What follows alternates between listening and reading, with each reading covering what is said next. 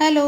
അന്ന് നമ്മൾ അച്ചാറിട്ടതിൻ്റെ ബാലൻസ് കുറച്ച് മാങ്ങ എടുത്ത് വെച്ചിട്ടുണ്ട്. നന്നായിട്ട് പഴുത്ത് നല്ല മാമ്പഴത്തിൻ്റെ സ്മെല്ല് വരുന്നുണ്ട് ഇവിടെ. അപ്പോൾ അതിൻ്റെ കുറച്ച് 2 ഐറ്റംസ് നമുക്ക് മാങ്ങാത്തര ഉണ്ടാക്കാം.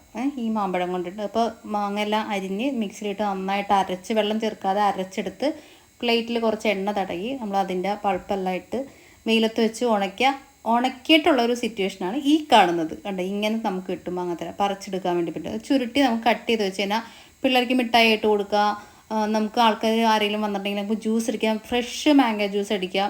ഇത് 3 മാസം വരെ വെളിയിലിരിക്കും കുപ്പിയിൽ, 1 വർഷം വരെ ഫ്രിഡ്ജിൽ നമുക്ക് കാത്തു സൂക്ഷിക്കാം.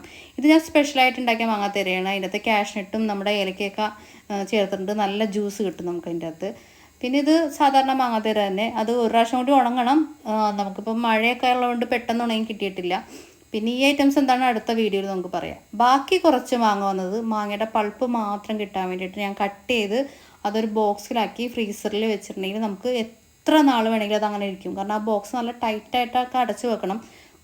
അത് കാലം കഴിഞ്ഞാൽ നമുക്ക് യൂസ് ചെയ്യാൻ പറ്റും. ബാക്കി വന്ന കുറച്ച് മാങ്ങയുടെ ഐറ്റംസ് നമുക്ക് നല്ല മാമ്പഴപ്പുളിശ്ശേരി ഉണ്ടാക്കിയാലോ. മാമ്പഴപ്പുളിശ്ശേരി എനിക്ക് ഭയങ്കര ഇഷ്ടമുണ്ട്. അത് ഞാൻ തന്നെ ഉണ്ടാക്കണം. പുറത്തുനിന്ന് എനിക്ക് ആരും ഉണ്ടാക്കി തന്നാലും അത്ര കഴിക്കാൻ ഭയങ്കര ഇൻട്രസ്റ്റ് ഇല്ല. ഞാൻ തന്നെ ഉണ്ടാക്കുമ്പോൾ എനിക്ക് കുറച്ച്, കാരണം അതിൻ്റെ നെയ്യിലാണ് ഞാനെല്ലാം, നല്ല നാടൻ നെയ്യിലാണ് അതിൻ്റെ വറവെല്ലാം ഇടുന്നത്. അപ്പോൾ ആ നെയ്യിൻ്റെ മണവും മാമ്പഴത്തിൻ്റെ രുചിയൊക്കെ ഒട്ടും കുറയാതെ നമുക്ക് അതുപോലെ നല്ല ടേസ്റ്റ് കഴിക്കാൻ പറ്റും.